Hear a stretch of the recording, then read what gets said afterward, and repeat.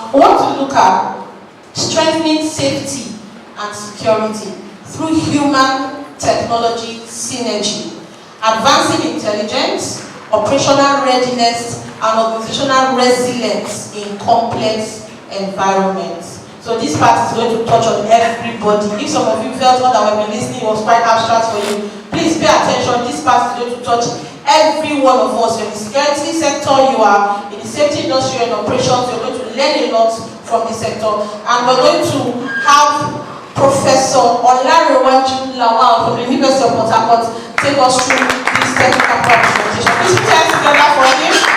Please clap louder, clap louder.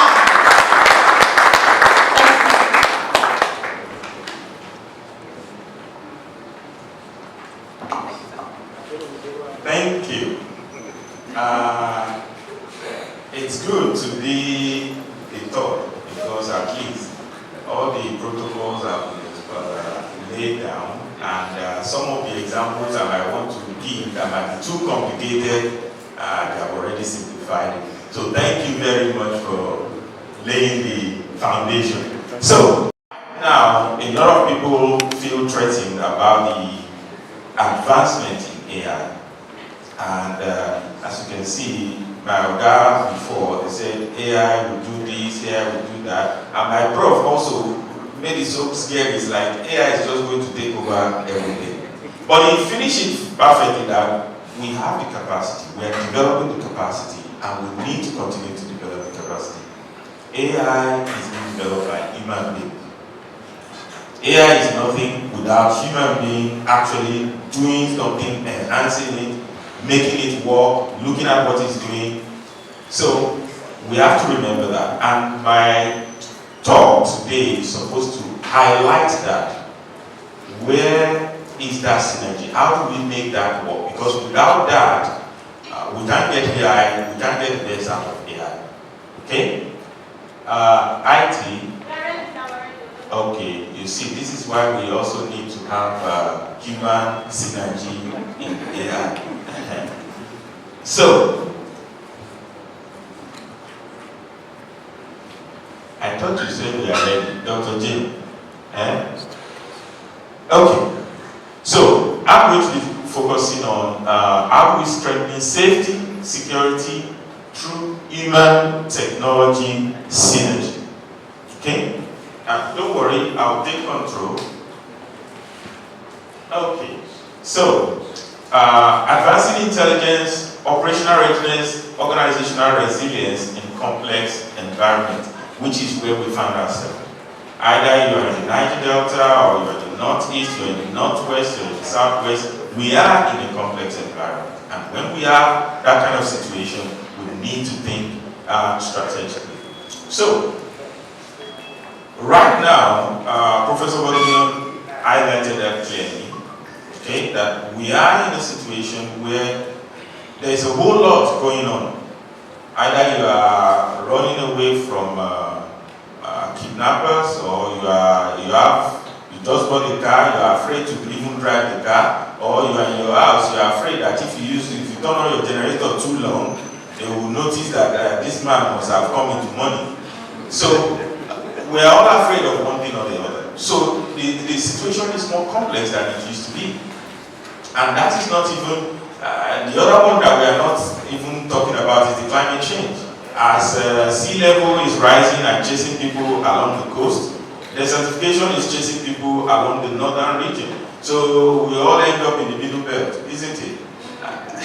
So we need to understand that we are facing complex and systemic risk. There's a whole lot of that going on, which means we cannot look at just technological solutions. We also have to look at how do we leverage human interface with technology to solve the problem.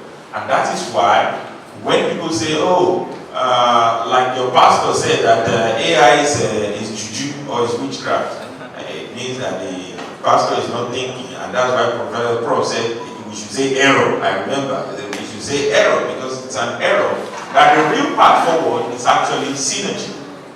Bringing technology in to make us do more, to make us do better. Because with the level at which we are right now, we are seeing the possibility of augmenting human capacity and capability with AI. Now, I remember Prof highlighted one issue in the Niger Delta. I'm from the spatial sciences, so we know this, that in the Niger Delta, during the, from February till December, if you use optical sensors, satellite sensors, you will not be able to see below the cloud. But we know that there are other sensors that can see below the cloud. So you cannot hide. There are sensors that we can use. So we have now used technology to augment human capacity. That is the way forward.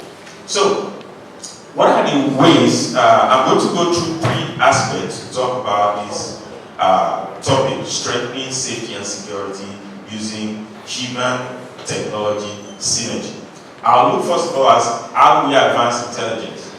Then we'll move on to operational readiness. How do we make sure that we are ready to actually do something to respond effectively in real time through integrated and unified systems. And finally, we'll look at what are the things we need to do to ensure organizations, it's not only organizations, our nations, our states, our local governments, how do we make sure that they are ready, they are resilient, that when something bad happens, when there's a shock to the system, that the system can not just bounce back to the normal level, but even become anti-fragile, that it can improve because of bad things that have happened in the past. So I'm going to look at it from the topic from these 3 dimensions.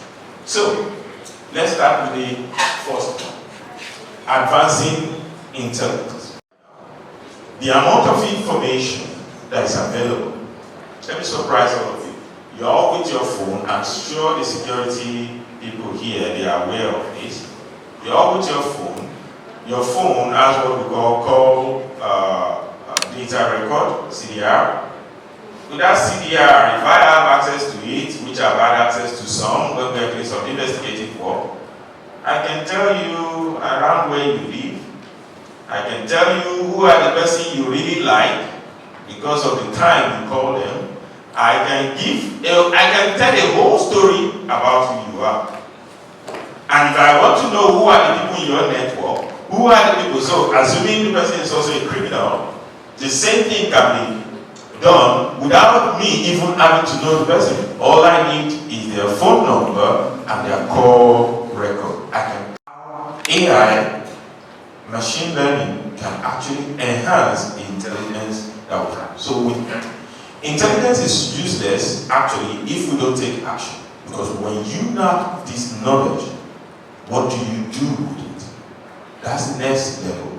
Okay? So we have a whole lot of going on. There's a whole lot of information. Because in my view, I think the problem we have right now is that we don't even have the capacity to analyze the data that is being gathered.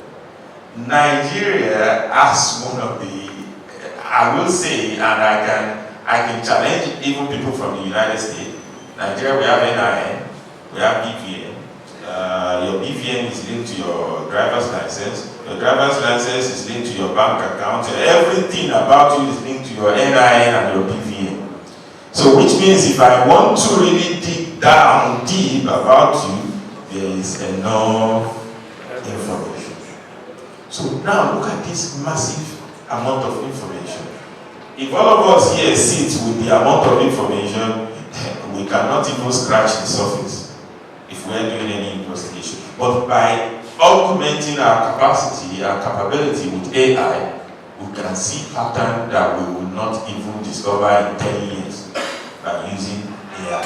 So we have that. PayPal, for example,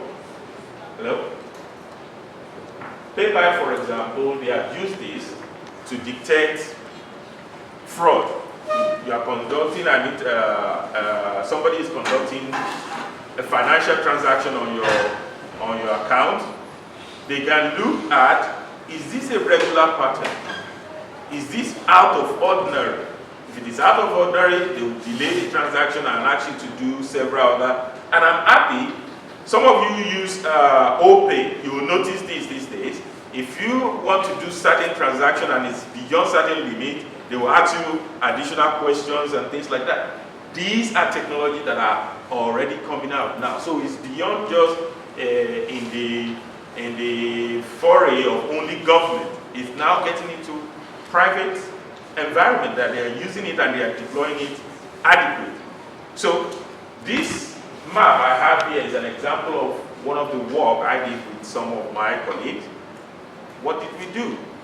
We have records of where violence has happened, violence against civilians, kidnapping, and all sorts, over several years. And we use that on a weekly basis to predict for this week, where are we likely to have similar cases, 100% accuracy. We're looking for something that can enhance how we deploy resources. Because we can never have enough resources. What we need is how to optimize the deployment of that resources. Where do we need to put more? Where is more not necessary? Where do we need to heighten presence? Where do we need to use other approaches? That way we can deploy our resources in very efficiently. So they are anticipating, they are not responding. They predict. Every morning the police will gather, there's a feedback from previous night, the analysis was run and an assessment was produced. So in the morning, before you go for your beat, you get a report. So people were deploying you to it, this, we are anticipating. And mere presence can also be a deterrent. And these are things that we can do. And just like Prof said, the resources are here. This was done here. We did a similar thing for the electoral violence, that on the day of election, where our local government or areas that were likely to have heightened level of violence, we have done this, and the technology is available. The capacity is here. So we have that. Then it seems as if the capacity of this pointer to respond to me has been okay, it has been restored. So it's easy to say this is possible, but what are the impact? What are the impact of such things where it has been deployed? Because that is what will encourage other people to want to do it. What are the impact? How has it brought effectiveness, efficiency, proficiency to what is being done? For PayPal, for example, they have reduced losses to about 0.32%. That is massive. Imagine if our banks can identify consumers who are likely not to pay their debt. If they borrow them, if they give them a loan, if they can anticipate that this one is a high-risk applicant, should I give him or should I not give him? That would reduce all these cases of many banks writing bad loans on their books. That's money lost. University of California, San Diego, health industry now, they are in the US, in Europe, they are very vulnerable now because people hack their system and hold them to ransom. Once their system is being taken over, then they will keep charging them to pay money until they release their system for them. This is something that comes in through one email from, they have labeled us and it's Nigeria that are always sending them all this malicious email. It is not true. They just don't like our face. And even though we bring technology, we bring the PROF went all the way to Germany. I also studied in Germany, and I have a number of us in my cohort who are one of the best students in our class. So, but the only thing they see is the 419 of Nigeria. They don't want to see the other good part of us. And I can tell you, there are many good of us out there doing wonderful things. So, yes, I think that's so, University of California, San Diego, the health system there, because it's one of the largest private systems there, they're able to reduce the amount of phishing emails that goes into their system by 90%. That is significant.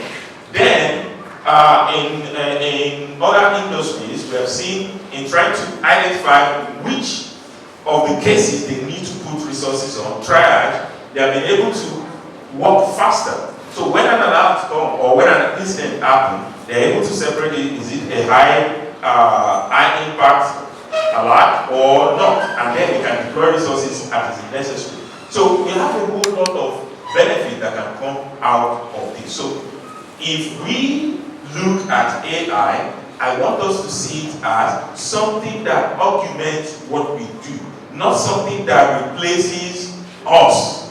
Because if we think of it as something that replaces us, I'll give you an example.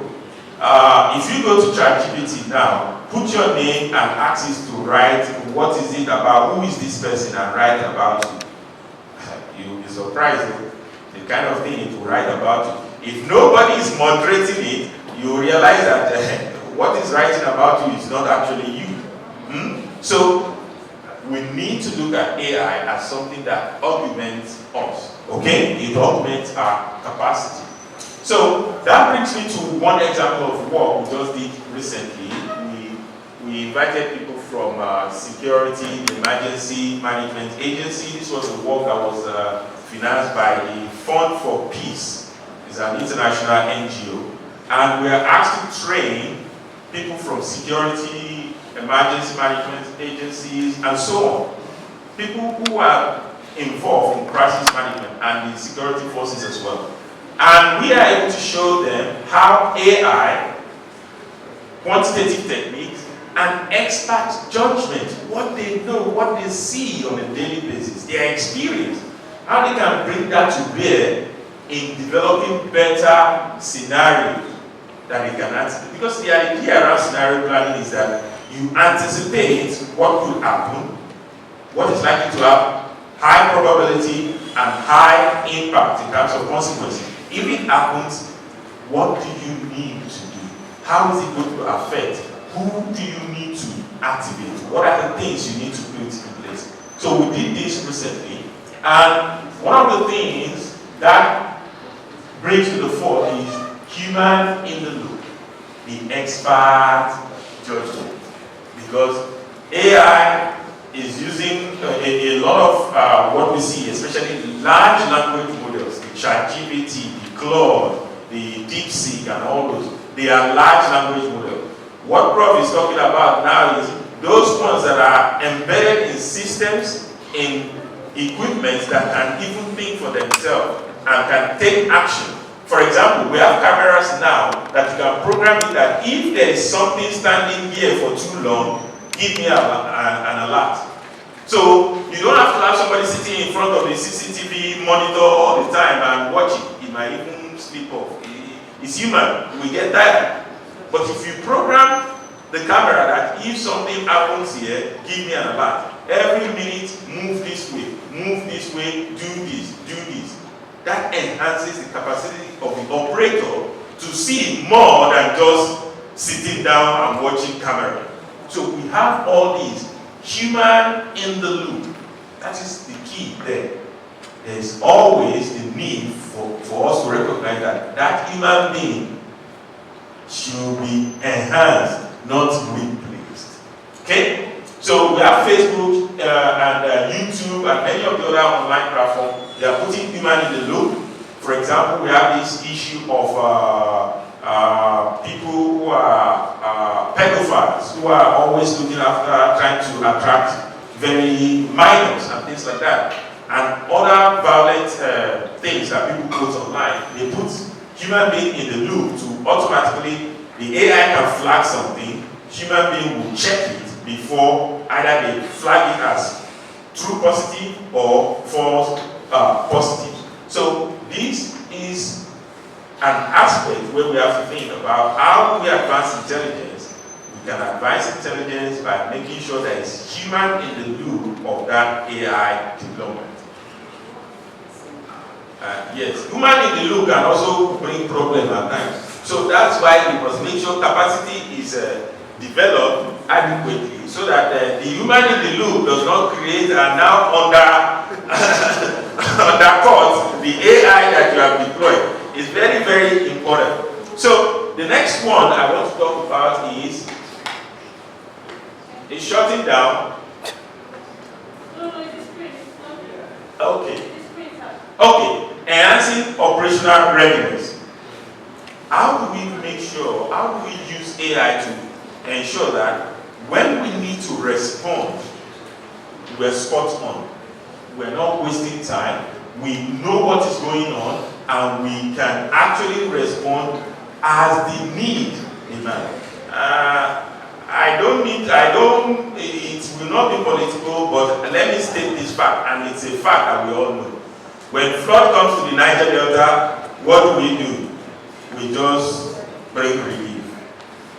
I know NEMA does a lot of pre-flooding awareness campaigns and things like that. They do a whole lot. But then, we just wait when it comes.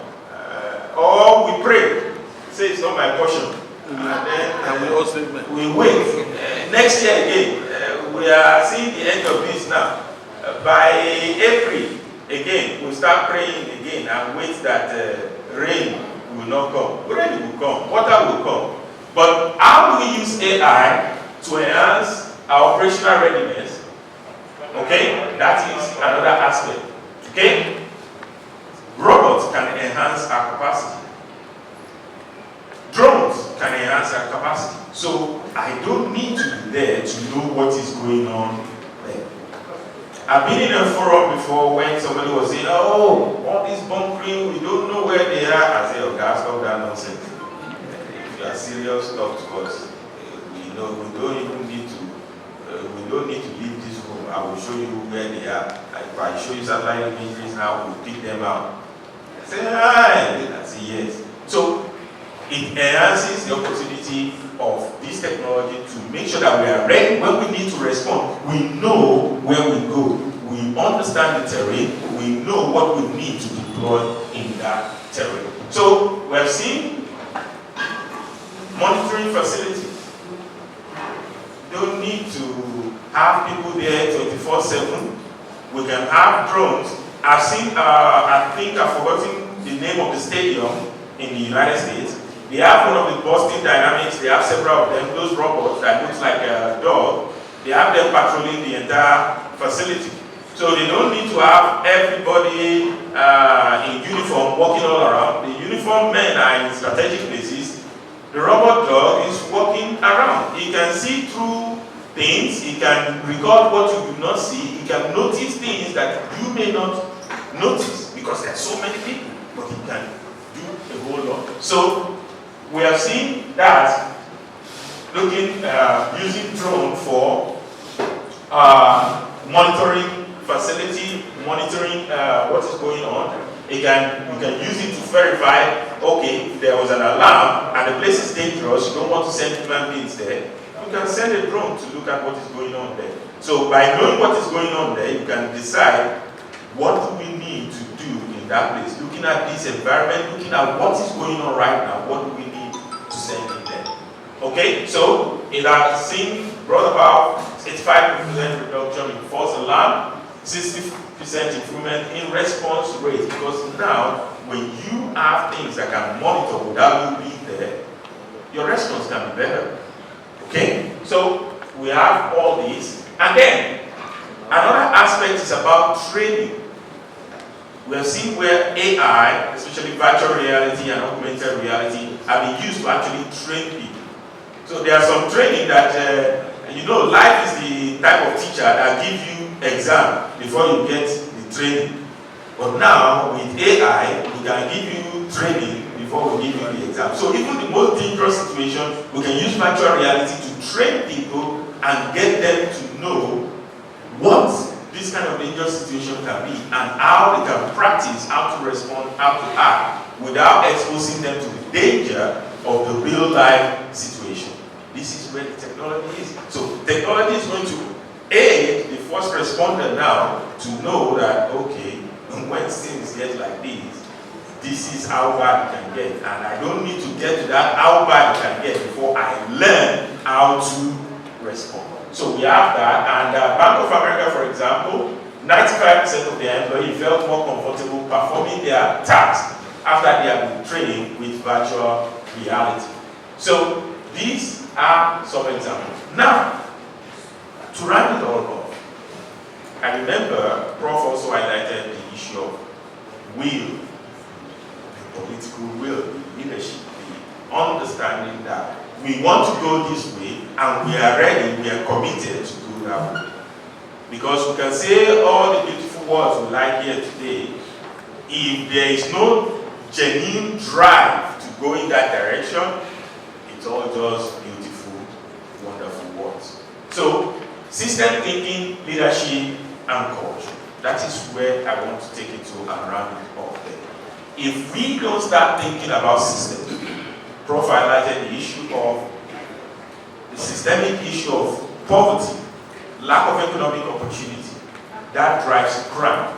I'm from the school of the Faculty of Social Sciences. We understand that when opportunities are not there for people, there's a tendency, not everybody wants to be a bad person, but when there are no means, another way becomes the means of getting to where you want to get to. So, if we want to address security and safety, if you don't address the issue of poverty, you are just chasing your shadow.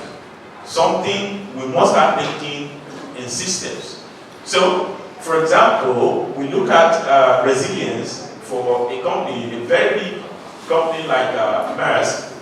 They had their system taken over a while back in 2017. Somebody hacked them, the malware got into their system. And within a very short period of time, because they have their whole system working together, they could quickly get themselves back. Maersk is a major shipping company in the world. I think almost everything goes through them. So you can imagine when such a big company goes down, it has a significant impact. So, but because they look at their system, they build their system to be resilient, that if this one breaks down, there's another one to take over for it. If that one even breaks down, there's another one that can take over. And there is no way that they are going to get a situation where everything breaks down at the same time. So we have to start thinking about systems and building resilience into what we do. My commander here highlighted the issue of evidence. How do we collect evidence to make sure that even at the point of collecting, I've challenged some of because I teach a lot of people also from the security agencies, that when I ask you guys for data, you tell me something happened in Rumodomaya, I'm looking for coordinates. And you're telling me Rumodomaya, where in Rumodomaya am I now going to do my analysis on? We have to build a system that when data is collected, there are redundancies, there are systems that make sure that the data is collected as accurate as possible.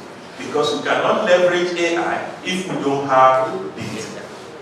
So we have to build a system that helps us to collect data, that can help us to see patterns, thereby enhancing the capacity of our security and safety agencies. We can't do without them. But if we don't build systems that will help them to do their work very well, then we can shout from now till kingdom come. They are also human beings. So, system thinking, very important. So, if you want to build such resilient system, you have to think of the culture. I asked a student presenter something yesterday. He wants to look at the safety behavior and safety performance of people working in the construction sector.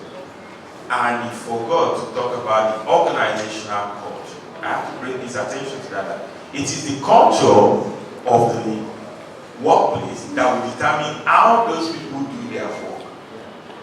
Because if you have trained them and they know the body language of the organization is that safety is very important, they will also take it very important. They will take it very seriously. So we have to understand that the psychological safety is important. It's one aspect. The fear of punishment leads to underreporting. So if you punish people for saying, we all know this with kids, if you punish kids for saying the truth, because they were able to apprehend somebody who is a major player in the crime syndicate, and they handed it over to the police, Instead of the police to continue working with them so that all the other part of the network of that crime syndicate are taken out, the police people wanted to claim the glory, and then you have disengaged, because it's not about the glory, it's about making sure we can do the best for the people. So we have to understand that we are interdependent. We have to work together. Even all these issues that we're shouting about AI, and then we know it can be used for this, it can be used for this. If we work in silos, that everybody work independent of the other ones, we are not going to solve the problem. We are not going to even be able to solve the problem, because the problems are massive, and massive, or what we call, I forgot how to say it now. They are problems that defies even solution. So it means that to solve them, we must work together. We must see how the police are related to the individual in the house. Because when you see something bad and you don't talk about it, you don't report it, so you think that the police are juju, that they will see everything and hear everything.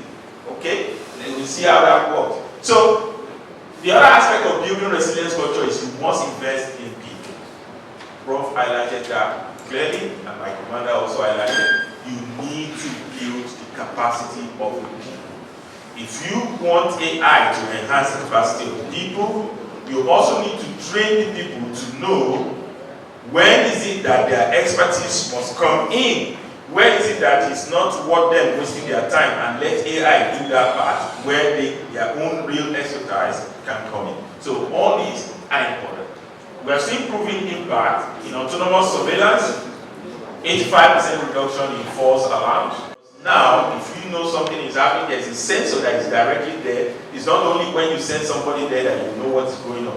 Constantly, we can monitor the room here and say, okay, we program the air conditioner, we program the light, we program everything, that when the condition is like this, do this. When this happens, do this.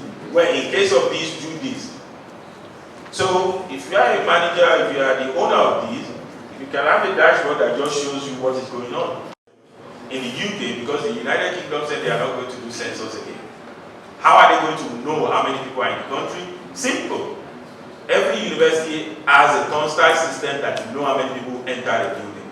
If you know how many people enter the building, if there is an emergency, you can count how many people are outside and be sure that, oh, nobody is left behind. On the roads, there are CCTV that knows how many cars and can see how many people are in the car.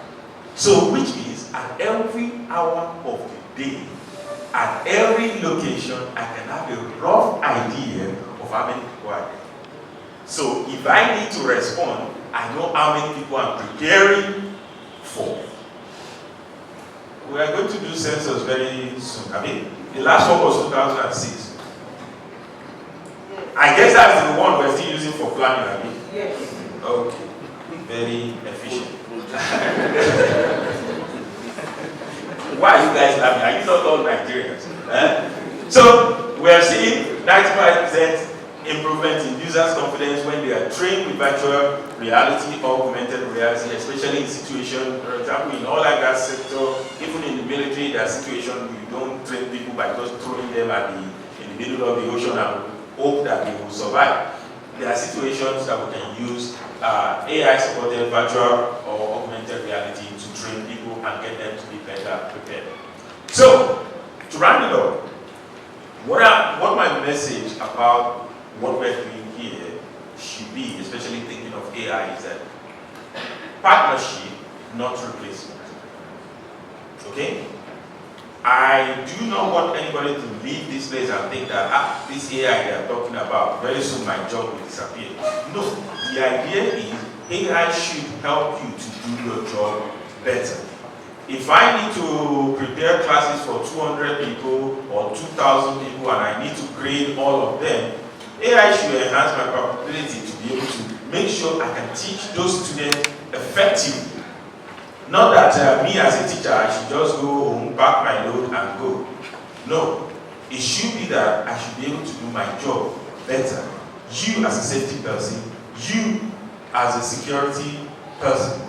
AI should be in a position, we should train you, we should enhance your competence to be able to use AI to do better, to do more. Imagine you are getting alert, 2,000 alert or emergency response call.